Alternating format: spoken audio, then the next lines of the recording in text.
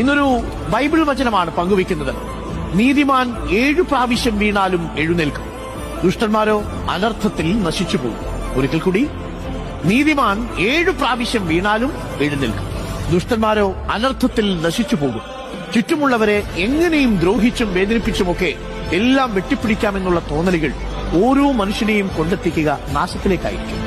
എല്ലാവരെയും തൃപ്തിപ്പെടുത്തി ജീവിക്കുക എന്നത് അസാധ്യമായ കാര്യമാണെങ്കിലും നമ്മൾ ചെയ്യുന്ന ഒരു പ്രവൃത്തിയും അറിഞ്ഞോ അറിയാതെയോ മറ്റുള്ളവരെ വേദനിപ്പിക്കുന്നില്ല എന്ന് ഉറപ്പാക്കുക. ഇന്നൊരു ബൈബിൾ വചനമാണ് പങ്കുവയ്ക്കുന്നത്. നീതിമാൻ 7 പ്രാവശ്യം വീണാലും എഴുന്നേൽക്കും, ദുഷ്ടന്മാരോ അനർത്ഥത്തിൽ നശിച്ചുപോകും. ഒരിക്കൽ കൂടി, നീതിമാൻ 7 പ്രാവശ്യം വീണാലും എഴുന്നേൽക്കും, ദുഷ്ടന്മാരോ അനർത്ഥത്തിൽ നശിച്ചുപോകും. ചുറ്റുമുള്ളവരെ എങ്ങനെയും ദ്രോഹിച്ചും വേദനിപ്പിച്ചുമൊക്കെ എല്ലാം വെട്ടിപ്പിടിക്കാമെന്നുള്ള തോന്നലുകൾ ഓരോ മനുഷ്യനെയും കൊണ്ടെത്തിക്കുക നാശത്തിലേക്കായിരിക്കും.